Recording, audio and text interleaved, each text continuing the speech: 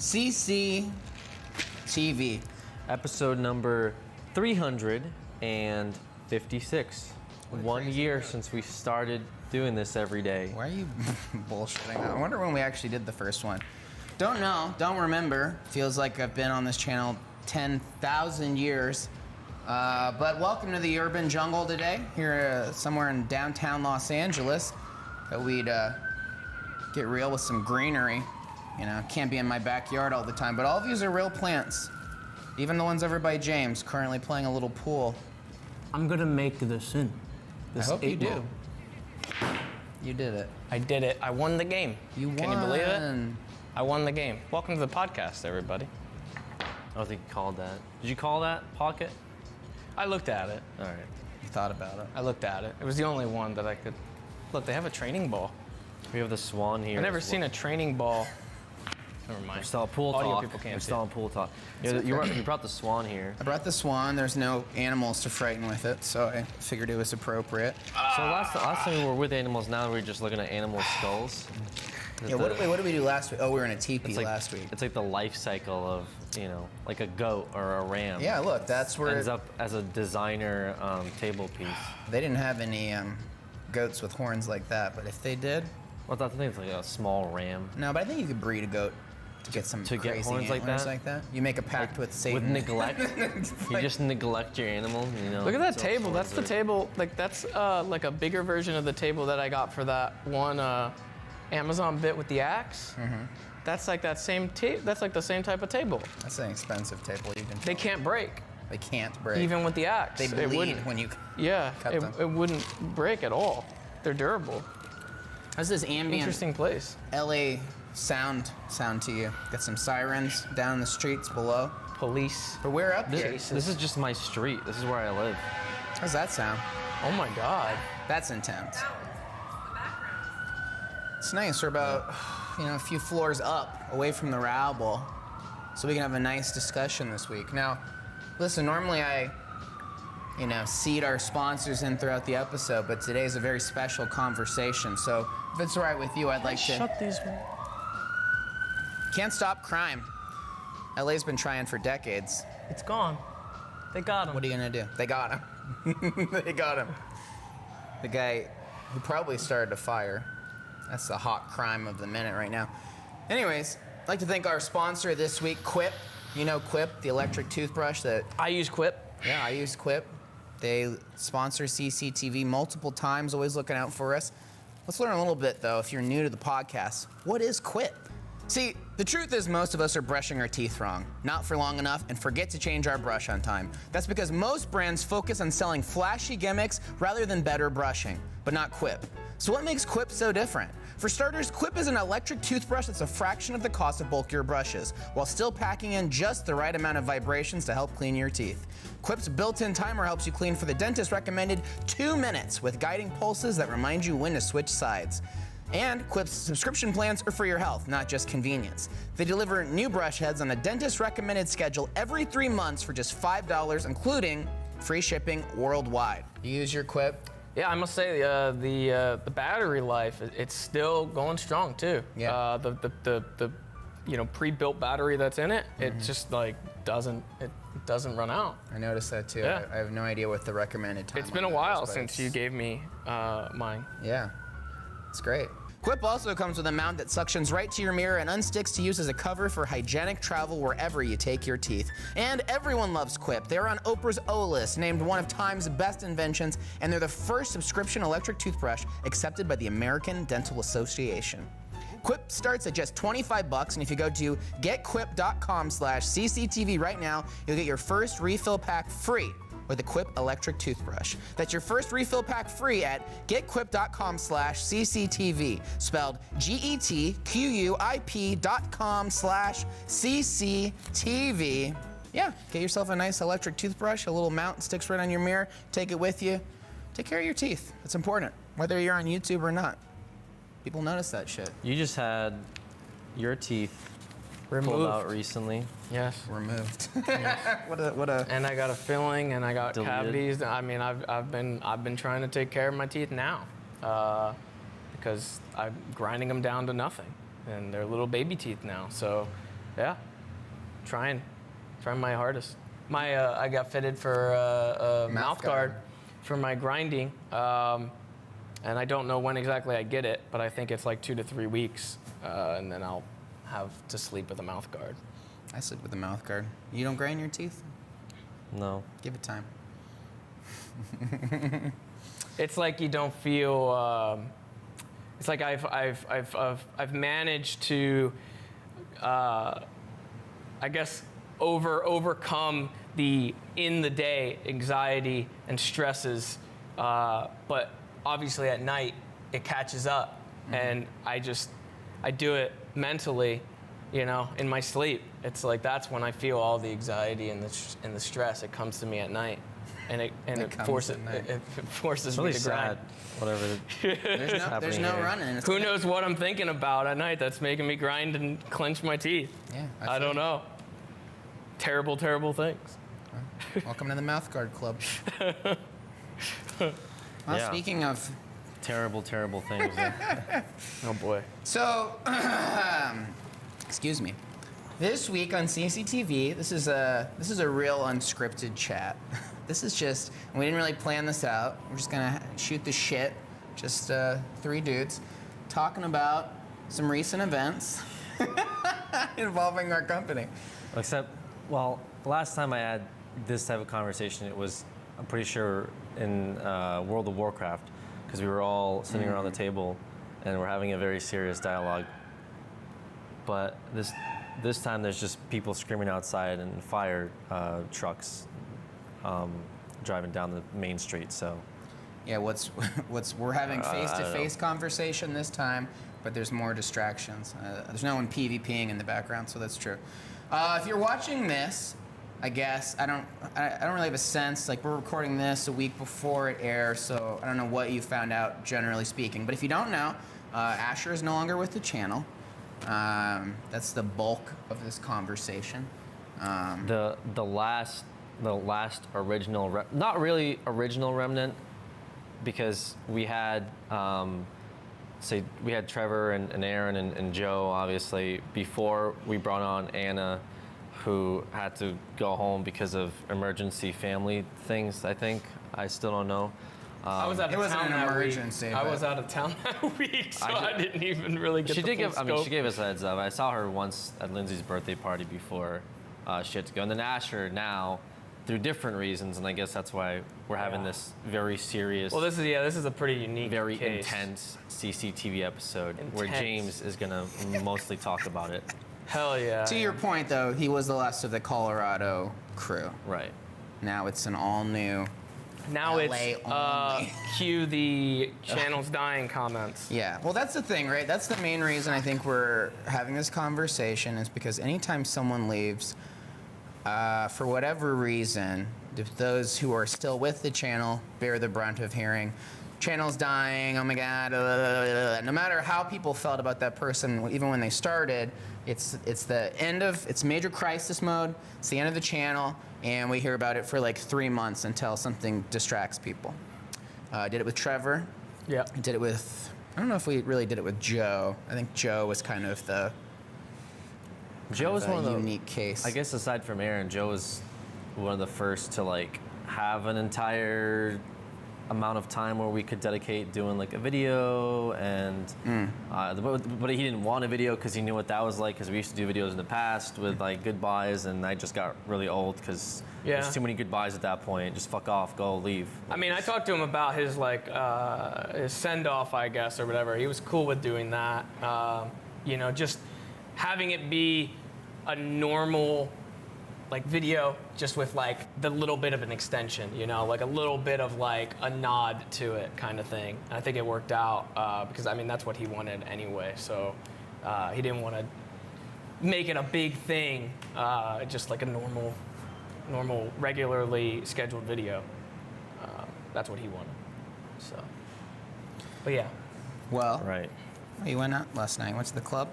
No, I went. that- Sorry, a sidetrack. No, I went to the Improv on Melrose to see Ken Yong, the Asian guy, Mr. Chow from Hangover.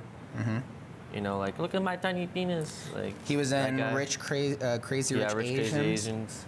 which I Y'all just, enjoyed like, very completely much. changed- That's fine. We don't Well, have you to talk saw about the- you saw anything bad. We can just move on. Yeah. All But right. despite everybody else's like, you know, come and go things, like most people have kind of had like reasonings as to why they wanted to venture out, do their own thing, explore themselves, right? Do whatever it is, like explore other options, do other things. Some of them very abruptly. Yes. We've lost 5 people over the course of our 2-year history.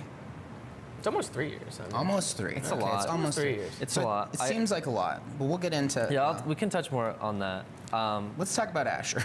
I think this one's a little different. It's and definitely we can, more We can all unique. agree on that in the sense that it wasn't a soul search thing that someone had to go on, or like an emergency family journey, or they just didn't feel like being out here anymore. This one was more, I want to say, like a part ways thing, as nicely as I can put it, because I feel like at the end of the day, we're just running a fucking YouTube channel, and so to say that we had to let someone go, always just, I don't know, sucks to say, or is, I don't know, it's not like as, I feel like it's not like you're losing a job that's like a career-orientated like position in an corporation. It's more like we had to Oh, you never have know. someone I mean, that's it could be. It could be. maybe, Could but be.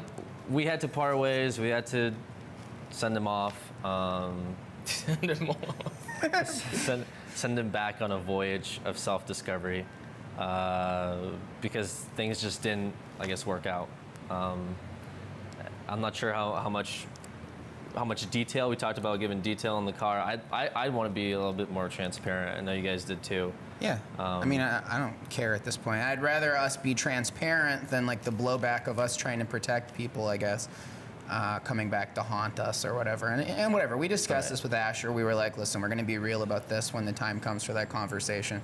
And I don't know that we've always been 100% as real as we would have liked to, because we're trying to like look out for people or make sure that they're good to go. But honestly, this far in, I'm just like, all right, let's just say whatever. So I think I'll just give my piece and you guys can go.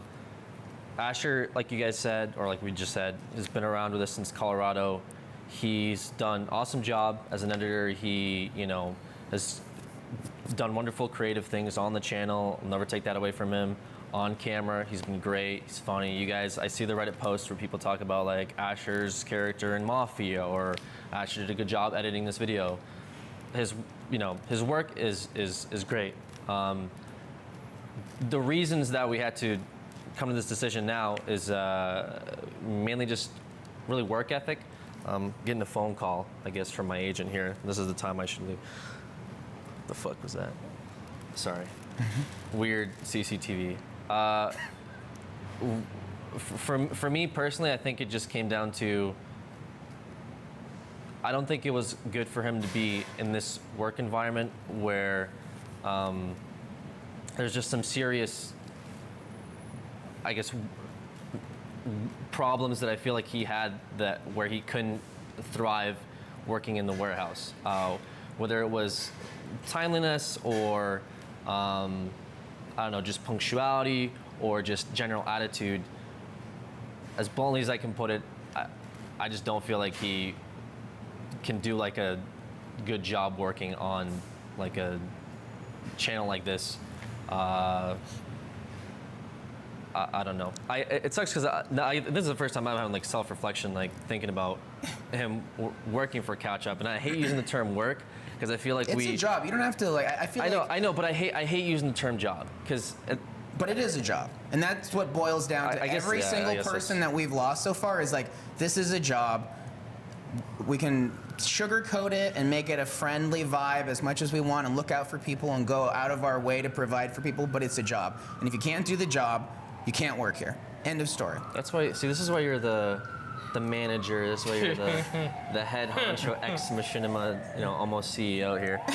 All right, go on. That's all. I just want to ground it in that. 'Cause I don't think you should feel bad about saying that. I do feel bad saying like, oh, he was an employee and he was doing like a job, but that's what it is. And I think from the outside people look and it's like, oh, these are YouTubers or whatever. James and Alex have been just making a fucking shit show out in Los Angeles, which is true. And that's the way I like to see what we do. But yeah, we do hire people, we do payroll, we do have vacation days, things like that, like a normal job.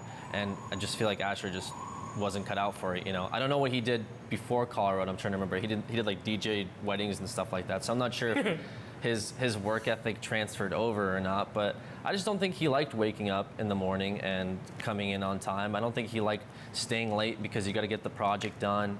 You know, I don't think he liked putting in the extra hours into cleanup or just making sure like his ideas or his videos get done. What? That's just a rich statement coming from you. Well, Didn't enjoy the cleanup. I like that. I like that. You can talk about it more if you want. I mean, No, it's fine. Go for it. even in circumstances, I think, where you would clean up, Asher would still be a limited participant, sort of in that vibe. Kind of more of a cursory. oh yeah, I mean, I had Oh, to. Yeah. You guys doing something? Yeah, we're cleaning up a huge mess. Do you want to help? It's more like, hey, No. I'm about to clean up. I'm about to clean up these basketballs that James threw in the urinal for his stream announcement video that he just left all over the place. But shit, I did leave those yeah, you did fucking leave those there. But Wow. I guess sorry. I guess Here I'm we the go. cleanup. I'm the bad cleanup one. Whoa. Anyway, back We don't to need to get into that. back to I apologize for the record. The police are here. I'm sorry. I did do that, and I fucked I'll that. take it. I'll take your apologize. apology. I'll take your apology. 10-4, left the basketballs in the toilet. It's I was like, I just really quick threw them in the urinal, and then I left, and I yeah, just I forgot. piss-covered basketballs I in didn't the pee on urinal. them. I didn't pee on them. If you throw And them in the urinal, I imagine there's It's pee on just it. urinal water. It's just urinal Just water. urinal Yeah, it's water. just urinal Ants water. built a colony in there once, so how dirty could it be? Yeah. Okay. Well, Anyways, don't worry Disgusting. about that. Let's not be, Disgusting, but it's not like, If you wanna write a formal statement about my cleanup job, and then maybe do a CCTV episode on that, you're more than I don't welcome need to. People can see it in the videos. But I apologize. I apologize. All right. They saw you on camera. I cleaning hate up. the detraction in this show sometimes. Like what was oh, anyway, whatever. It's a little bit of judicious levity. Okay. Yeah. So those are really my points. I guess is just Asher. I don't feel like Asher could do a good job doing things like I think are typically expected of anybody that works in a normal job. If you go into like a grocery store and you work there, you know, I'm sure your boss expects you to come in on time. I mean, that's a pretty basic thing. And I also want to stress that there wasn't a moment where we didn't give opportunity to do better, you know, whether it was, And to discuss that with him well, yeah, specifically. obviously, talk about it. That's a big deal. It's just, it came to a point where it was just too much, where it was talking about it just got old, you know, hey, can you make it to the airport in time? Things like, it just got too old. It was almost annoying to talk about it constantly, and it felt like we just weren't getting anywhere. You know, it just felt like it got to a point where it seemed like, you know, I was being ignored, or maybe Brett was being ignored, and just wasn't productive. And unfortunately, when it gets to that point, I feel like you can have a really toxic relationship with that person, be it your employee or be it your friend. It's just not good. You know, you can't hang out with somebody during the day and be like, wow, you did a really shitty job coming in today, and then like later hang out and like grab a drink or something. It just doesn't work that way. So unfortunately, it got to that point, and yeah, I think the best decision was just to like part ways. And I'm sure he's gonna make a statement about it later himself, but I imagine from his perspective, it probably felt good to not have to go in anymore, and probably felt good to go back home and do your own thing and not feel stressed out, because I could see that it stressed him out at a certain point too, like the third or fourth conversation, you know.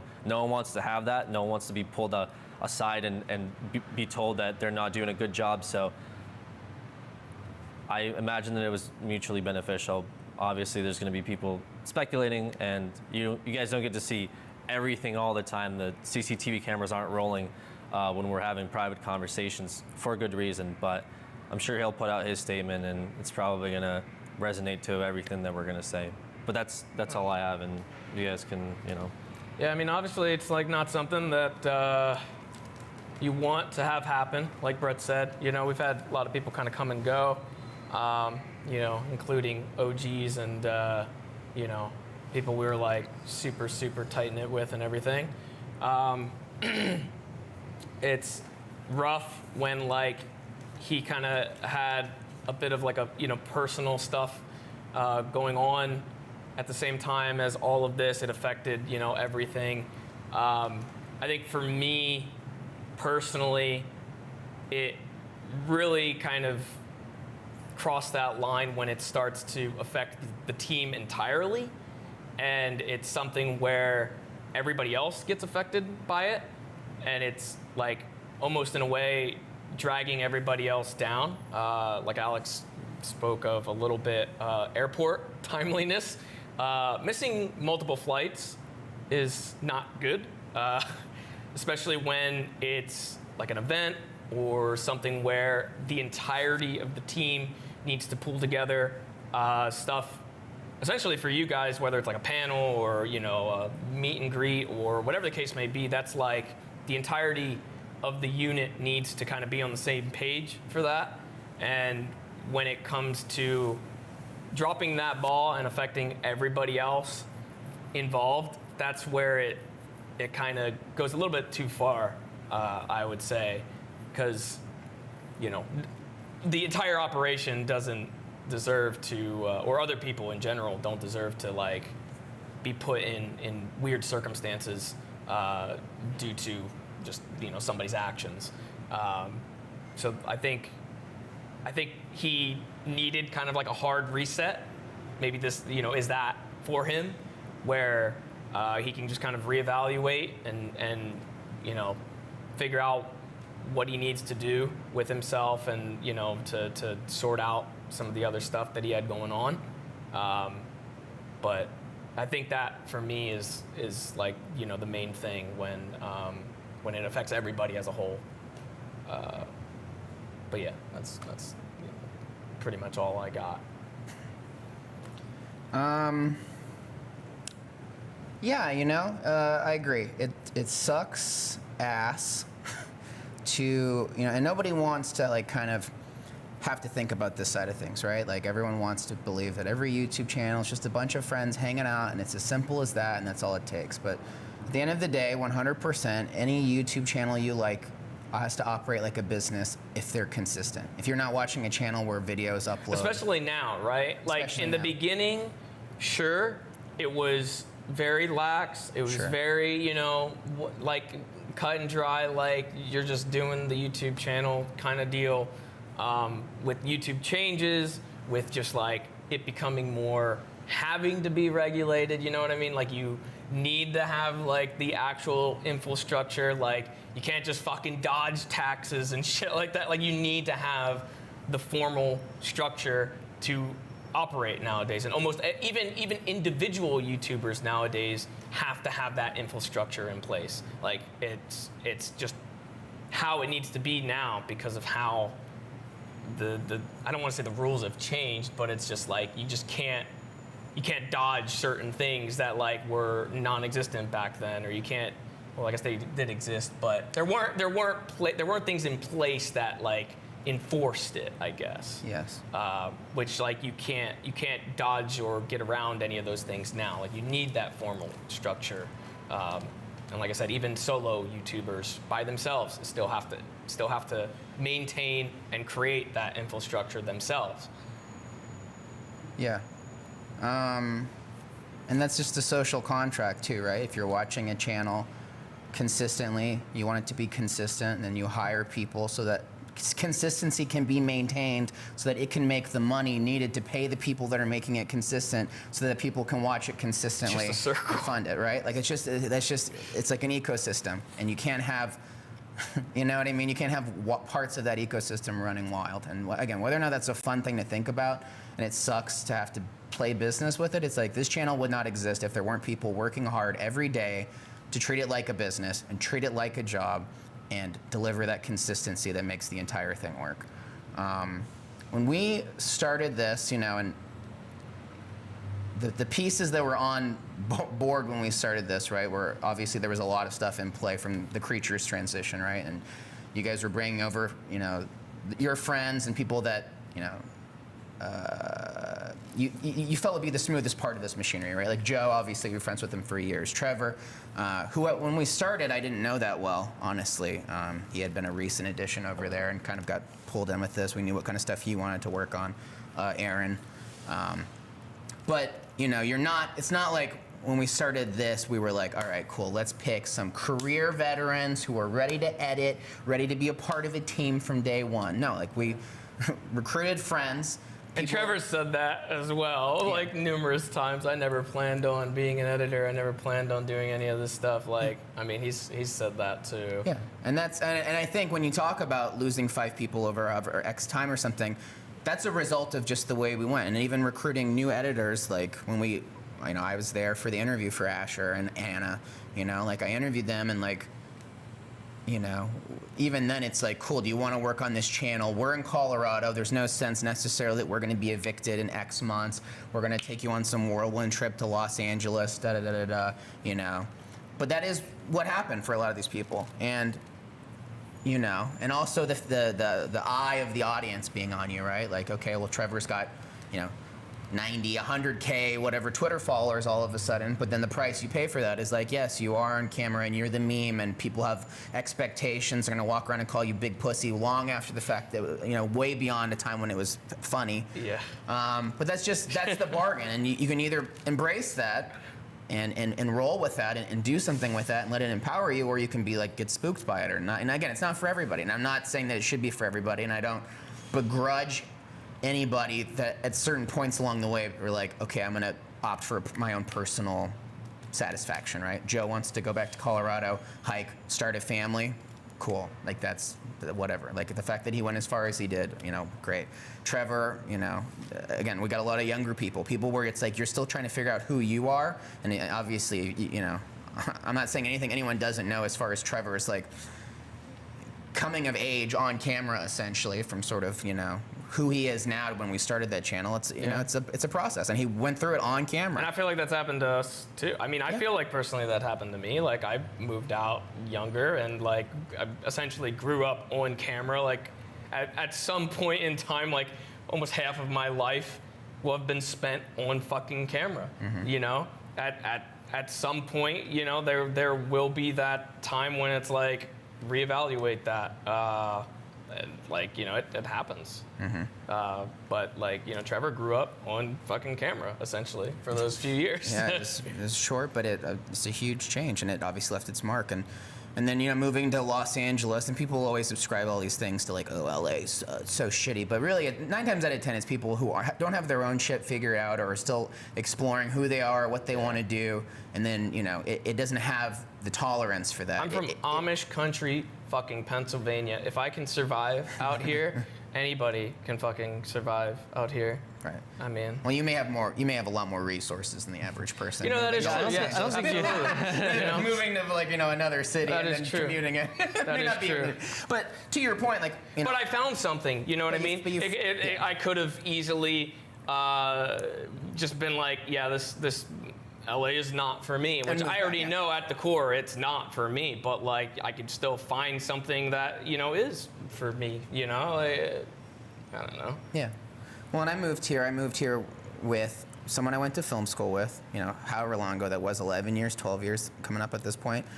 We got a place, and then Matt, who's filming this, moved out, and he slept on our floor of our apartment, just like as an addition. And then our other friend James even came out and stayed for a while. So it was a whole thing. But there was a point when all of them needed breathing room, and when that first lease ended, Matt, again, who was out there exploring it but didn't have a lease, he went back to Colorado. My friend who I moved with fully went back to Colorado and never came back, and I was just me alone, living in downtown Los Angeles, being like, okay, I'm gonna stay here. I gotta test myself. But that's not for everybody either, I guess. You know what I mean? And so it's like when Anna's like, wait, was that before Machinima then? You're like, yeah, I gotta test myself. This was in like my film school days. I was like, downtown LA is as far from like Colorado Springs, Colorado as I could theoretically put myself. And so I just lived alone for a while, and then Matt came out and he came back and lived in the same apartment. And for a while it was just us. What was the pitch from them then to like, for you to be like, this is how I want to test myself when you did, or what was it? You didn't work there initially when you were out here, right? Machinima? Yeah. Machinima was way down the line. I mean, that was like 4 years of it already being out What in did LA. you first do? just PA'd. I just did a lot of PA work. I went to film school, but I was just like spilling trash on myself with like mad 16-hour days on film sets, just like staring into space, trying not to fall asleep. You have a lot of weird adventures, but that's all there is at first, unless you know people. And we didn't really know any. We knew one editor out in LA when we moved here, and he was working on a low-budget horror movie, and he gave us our first PA job. And then from there, it was just us. And we didn't have, to your point of like, a lot of people don't have the opportunity to come out and test themselves in a company that's like willing to like, cool, we'll pay for you to move to Los Angeles. We'll let you work creatively on anything you want to explore, basically. Cool. You want to, take time to learn something? Cool. We don't. It's not like we have set vacation or sick days, and Lord knows there were plenty of times when people are just like, I'm not coming in. I don't feel good. My tummy hurts. I'm like, okay, whatever. So it could be a lot worse, So it's like a dual-edged sword, right? Like I have sympathy for people that can't make it, but the cow chop womb is a womb. It's like it's a you know what I mean? Like whether or not it's for you, it's still a lot more insulated than a lot of people would like. But if you're moving out here and you're not trying to go out and make friends and you just kind of hermit up in your apartment, then it'll feel extra lonely. It'll feel extra bewildering, and I know that's something that they've struggled with, as far as feeling like there's nothing. What are we doing here? And then Trevor leaves, and like Jacob and Asher only have Trevor to talk to, and aren't making going out to meet. We introduce people to them, like Kriken and them, for example, at events and stuff. But if you're not put in a position where you're talking to new people or putting yourself out there, it can be really isolating. All those guys are actually out here too. I mean, they are out. Yeah. They're out here and about. So it's like. Yeah, it's not like whatever. Long roundabout way of saying, I guess, Asher, who had weathered a lot of that other stuff, but yeah, reaching a point where whether or not he felt he had friends out here, whatever, just not being able to fulfill his part of the contract, right? Which is like coming to work on time. Yeah, not missing flights to events and stuff like that. That's huge. It's huge when like a team's trying to do something that's already stressful and you have to worry about this X factor. Will this person show up on time? Will this person mess this up? And and you would think, like, oh, once is enough of a hurdle. Okay, here's a warning, this person's learned. But we gave him a lot of opportunities, and it just wasn't working. And you reach a level where it's like, okay, it's not a matter of it just being a decision. Clearly something is impressing itself on this person where they cannot function in the way that they want to. And when the time came, after RTX, we came back and kind of had that conversation with him. I think I do agree that it seemed like it was a relief for him on some level, that it was like, cool, this is the reality check I needed, because otherwise maybe it wasn't going to happen. Yes, I'm not able to function right now, and I need a hard reset. And look, Asher was living with his parents before when we hired him in Colorado, he was living with his parents. Yep.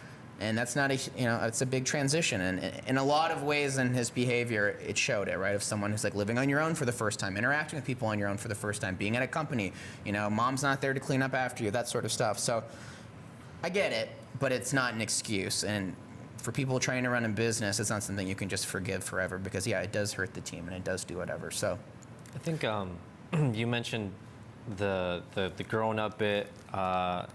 When we started the talks of Los Angeles, that predated Cow Chop, and the idea has always been like, we're going to go to Los Angeles to capitalize on the resources that we would get when we come here, which is the production side of things. Having a warehouse where we can do stupid shit in.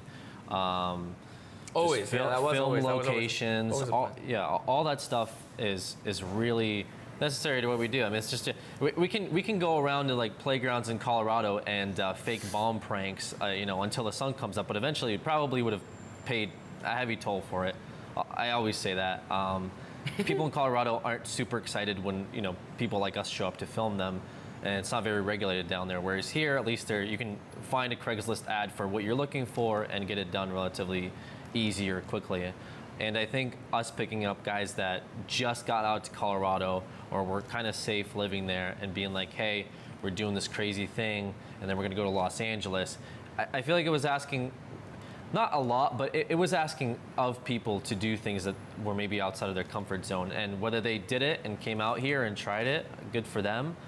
Whether they liked it or not, at the end of the day, it sucks, and I wish they would have liked it more, and I wish they could have found things that they enjoyed more. Whether I went out with Asher to different bars and try to do things with him, or whether I was hoping that Trevor would eventually like be old enough where me hanging out with him wouldn't be so creepy, I guess.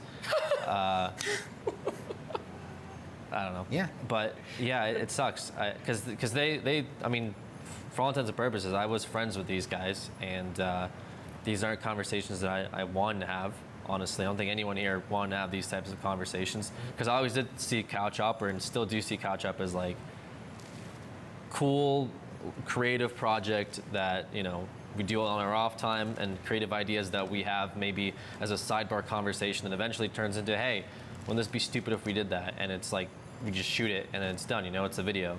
Like that's still very cool to me. And if we have friends that are on board, awesome. If we have friends that aren't on board, that sucks, but I'm not going to force anyone to partake in things they're not comfortable with. And in some cases, yeah, these guys went back because they weren't comfortable with it. In some cases, they had to go back. So I guess for the future, because I know people always say, what's the future? Is it a board game channel now? I do want to put out and say that, for example, we just had Alek, who started as an intern very recently, who we kind of had to shoehorn into some of these videos as a result of us just like not having enough people, And it wasn't just because Asher had left at the time. Just we had, we have situations that go on where Jacob somebody was taking a break on camera. Right, where somebody you wanna can't be play a on game, camera, where somebody is sick or whatever, and we just don't have enough people sometimes. And it's like, oh, this idea that we have needs like 4 people at least, right? And he's done a really awesome job just being thrown in. He's working part-time basically, and just to be in front of the camera, to go from like, hey, this seems like a cool thing I'm in, to like, yo, you're in front of the camera now, be funny. And so far, I've seen positive feedback. I've had him in a few videos that were pretty awful, and they still turned out okay, so I'm happy about it. And yeah, that's us having fun, It's not supposed to be like a serious fucking thing all the time, but sometimes, like this CCTV episode, it does get a little serious, and it sucks, but that's like just the reality of the reality. I don't know. That's just how it is. So yeah. Yeah, piggybacking on that, I mean, I will say, like, I do, it sucks. I do miss those guys. Like, Asher's been gone a couple weeks, and it's like, I liked recording videos with Asher. His like, element of the formula was very specific, and I really appreciate in videos, and you can kind of count on him to, like, play certain roles and do certain things, and he's great. I miss Trevor. It's like, Trevor, I felt like I was hoping that we were going to be able to like shoot more stuff with together, and like he made me laugh, and it's like, look, it sucks for all this stuff, but at the same time, on the flip side, it's like it doesn't change the fact that at a certain level you've got people who are opting to kind of pursue their own thing, and it's no longer helping our thing, and for better or worse, my job is to help keep this ship on course too, right? And for the 3 of us here, probably more importantly, on some level, like our obligation is the strongest to help keep that, you know what I mean? And so I'm not gonna be apologetic for someone for forever if they can't uphold their end of the bargain. And I think it's a pretty simple bargain. If it's like, if you want to be a part of something huge and benefit from it and have all these opportunities, whether or not it occurs to you to like opt in on all of them, but like you can build such a huge following for yourself, and then 5 years from now, 10 years from now, have something that started here. Great, but if you're not going to take advantage of that and it's just all too much, then like cool, I wish you well, but that's just the end of the story. And I am grateful for the people that we do have currently who, and again, whether that's just a where you are in the path of your life kind of vibe, where it's like where I am at like 35 and in my career is different than like someone like Trevor, or someone like even like Jacob, who's very young too. It's like, and I can't expect it to be, but like Matt, Lindsay, people who have lived long enough to have this part of the career and understand what shitty jobs are like, and have worked lots of shitty jobs in places that are way worse than fucking Couch Op by an insane margin. And I've worked jobs, again, 16-hour jobs on your feet, spilling trash on yourself. Not to sound like an old man who's like fucking walked uphill both ways, but it's like, that's the reality of life, is like working lots of shitty jobs. And I appreciate those with the grit to like fucking dig in and be like, cool, this job sucks way less than a lot of other alternatives, and I want to make it better. Like Matt is here like before anybody gets to work, and is usually there after everyone else leaves, and fucking busts his balls, and like I appreciate that work ethic, and that's what we want, I think, going forward, is like, it's hard. It's a hard formula to find people like Alec, right? Where like, thank God, accidentally, our intern could become a PA and then become on-camera talent. That's like pretty rare, and he's great, and I'm super grateful for him.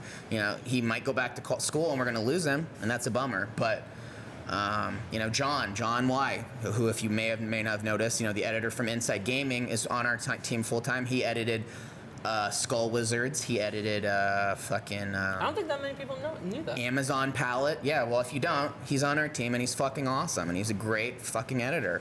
Yeah. He's also come to me with different spins on, like the palette thing was him idea. Talking to me and telling me like this spin on Amazon. Yeah. And like he just kind of vaguely told me about the liquidation stuff.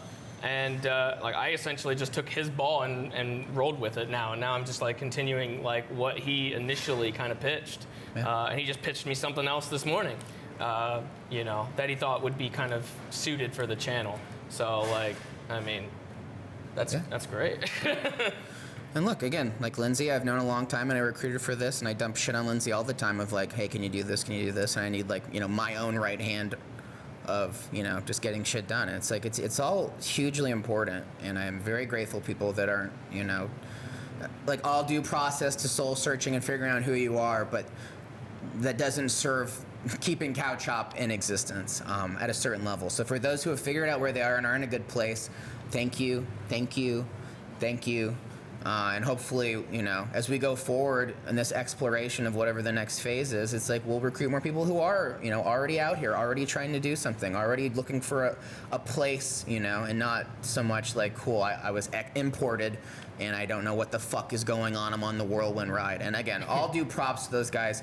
And like you say, Asher's hugely talented, and I hope this is a nice, like, reset for him where he realizes like some of the his own shit, and then when he approaches whatever's next for him, he's wiser for it. But when you talk about stuff like, well, is it a board game channel now, is it this now, being able to explore creative whims and have a team that we can future exploring the future. That's the bullet point. I don't think we don't have like some crazy roadmap, except like, are we still being creatively stimulated? Is it still fun for us? Are we still actively having fun? And whether or not in any given video, if you watch a wrong side of YouTube or something where someone's like, fuck, I can tell this is a bad video, I'm trying to make it good. Generally speaking, are we creatively fulfilled? Generally speaking, are we still happy with the intended like results? Like, cool, floor is lava. Can you do something like that and test it and be satisfied? Cooking show, like, am I still having fun coming up with like prompts each week? Like you pitching new shows and stuff like that. You doing live action stuff like that. Are you still feeling good about coming to work? Is it still worth the trade of your time and your free time? You could be streaming or whatever to come into an office and add and keep something alive. I think it's like that's the more real conversation for us. Yeah. Because it started as like, yo, James, our live streams do pretty good. Why don't you make a channel? Or why don't we make a channel? Cool. To like, yo, who's gonna edit this? Yo, who's actually gonna like be here when we decide to do our own shit in our own fucking time and don't want to like, be there 17 hours, a day. Yeah. Let that point not get lost in translation with anything, is that we still very much do our own fucking deals, like almost overly full time on top of this, all of this at the same time. So that's still very much in the picture, just like it was in the hub. More so than ever. Well, the goal, and not take away from the point that you were just making, Brett, but the other ulterior goals of like, when we talk about the hub too, I felt there was things that we could have done better there. I felt like there was people that didn't have to be, let go or leave or whatever the case was there as well. And I guess for Couch Hop, I wanted to make sure that we plugged up a bunch of holes. Unfortunately, as a learning experience, you can't have a bunch of people come in and expect everyone to be like 100% committed to any project that you're doing. And that's just all learning experience. But I still feel like we owed the fans, at least you and I did, to make something cool regardless, Like, I didn't want it to be the end or the downfall of the hub and all of a sudden everyone goes in their way. So I wanted to carry on that tradition. Regardless of where it goes from here, or what happens from here, or if there's more instances of this, or less instances of this, or whatever the case may be. You know, I would say, no matter what, like that agenda that we had at first, that idea that we had at first, whether it was, oh, they were at their peak at the first house or whatever, like, hey, that's great, fine, whatever, I'll take it. Because you know what? That means that goal was achieved. It was achieved in the very first fucking year, too. It was achieved right out of the gate. So if that's the case, then we did set out what we set out to do what we did, and we did it effectively, and we did it successfully. So, like, I mean, I don't want to toot our own horn, but like, hey, like, if those are the memories that people like hold near and dear, that year one, then that still makes me feel good, you know, like, Yeah, kind of. you know, it's whatever. It is kind of funny because with the hub stuff, people do link like really old videos. Yeah. But with Couch Hop, they'll link stuff from like a year and a half ago, like as if it's nostalgia, and that's just weird to me because I'm like, Yeah. well, that was just last year, and it's like, wow, that was really good. But yeah, it's uncharted waters now. I think it's therapeutic for us to still do stuff. So I think James and I both enjoy doing all the crazy shit we do. Happy for everyone still working on this stuff. I think there's still gonna be cool things happening in the future. I don't think the sets is the final, stage of Couch Hop. I think we do have plans for other things. And I guess back to what you were saying. We have a lot more support than we did in Colorado. I mean, again, there's all this stuff that people maybe don't, see on a daily basis where you're just like, no, I want you back in the house doing this, the one bit, the one bit when you're in the house. And I think that's like a lot of channels end up with that stagnation where they can't get outside of the one bit. And it's like for us, wanting to do new things, be weird, do stuff we haven't done before, test stuff, talk to people like people at Funhouse we respect, more than anybody professionally. And it's like I talk to Bruce all the goddamn time. Every time I'm at a party, I'll talk to, James, Elise, whoever. We're always trading notes. And that's just like what you need, I think, to And not that was be very much stagnant. one of the, probably within the, top 3 maybe bullet points to moving out here initially was like kind of getting out of that bubble and, doing the Yeah. collaborations, meeting people, whether we're having them on the podcast or whatever, we've done the podcast with, Aaron from the Grumps. We've done, the podcast with the entirety of Funhouse.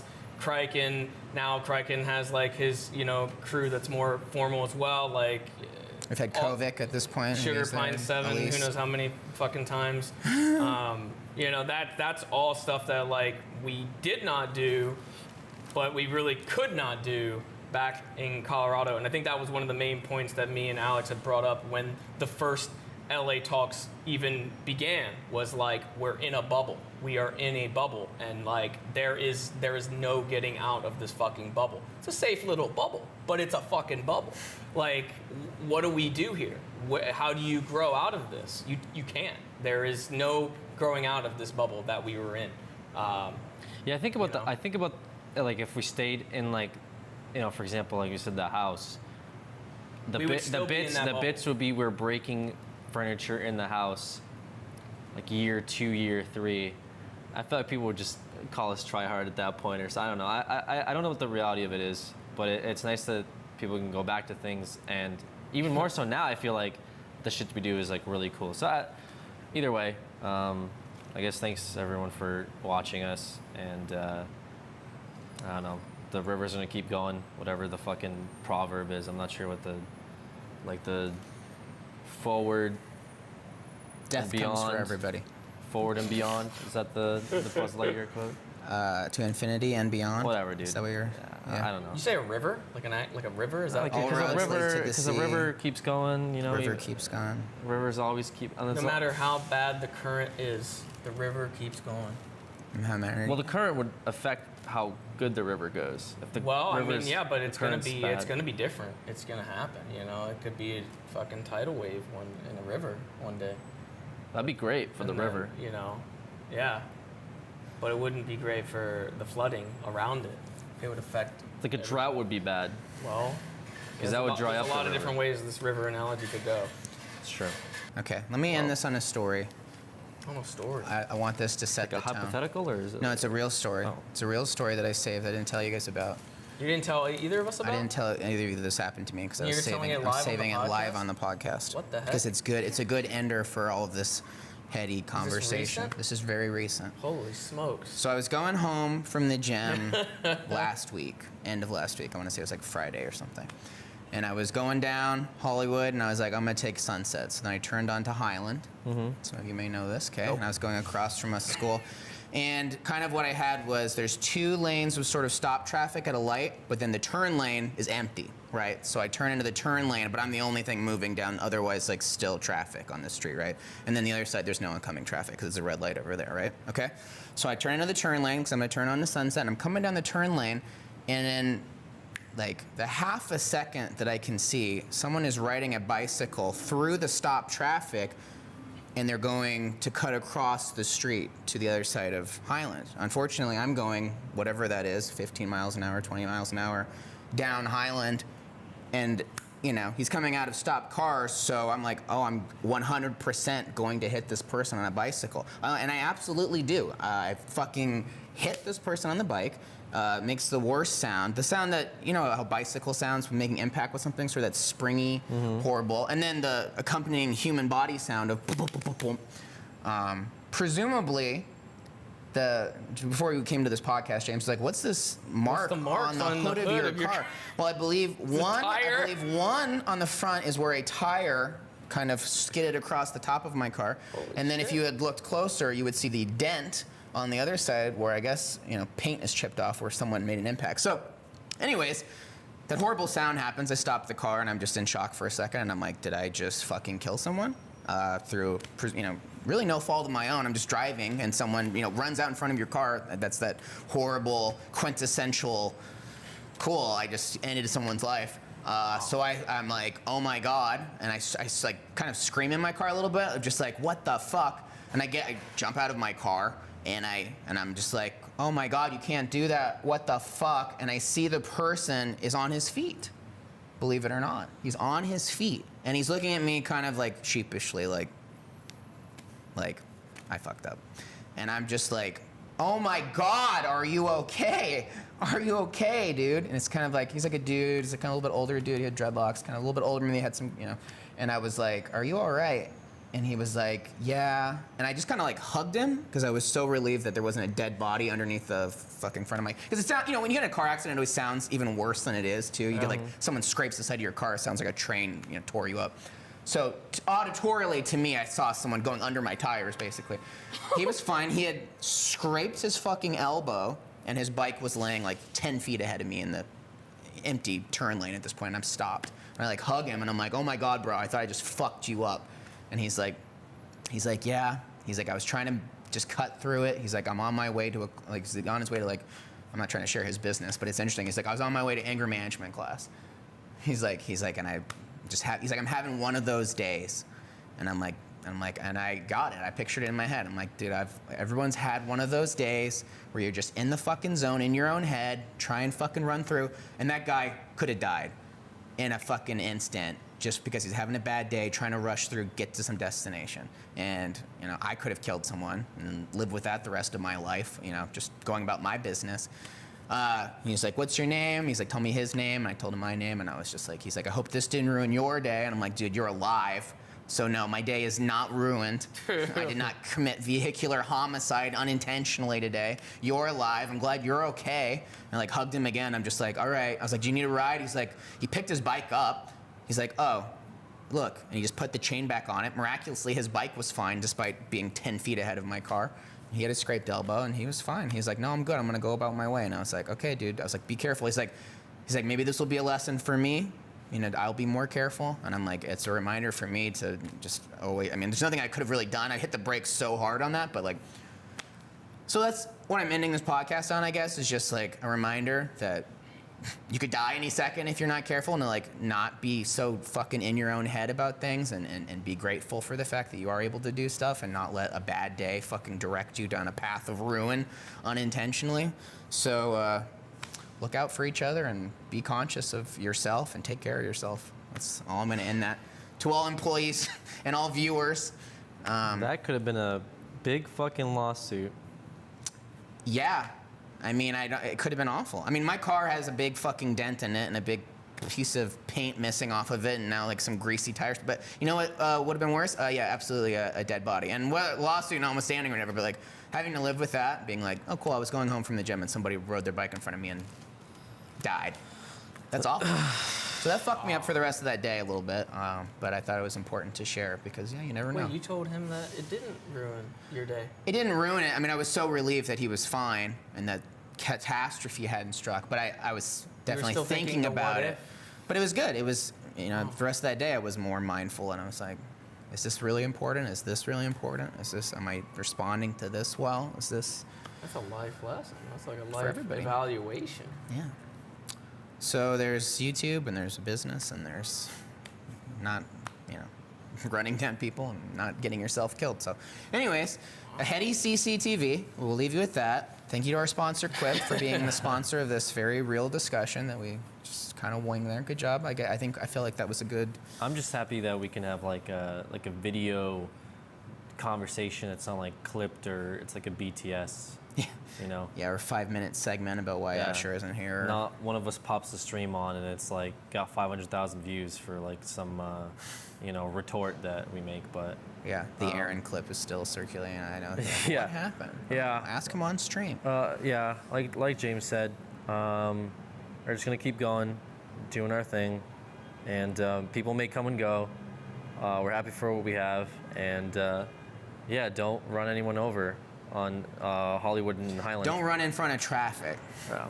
It may Well, be don't run beyond anyone your over. control. Too. You still Also, don't shouldn't run anybody people over. Yeah. But also don't run in front of cars to get across the street when Right. the extra 5 minutes is the difference between you being dead or not. Right. Get your brakes checked. Make sure your brakes are good. Get your brakes checked. That was twice in that day. Someone else almost ran into me.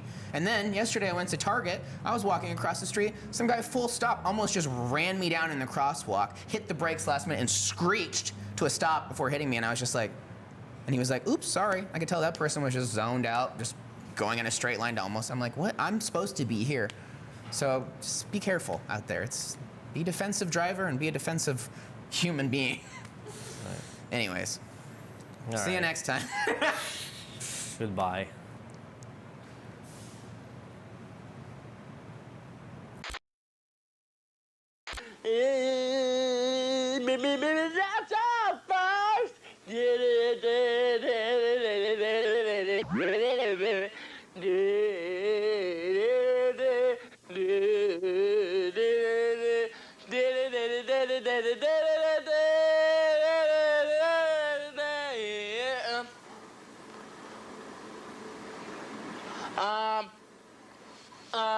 Next week's show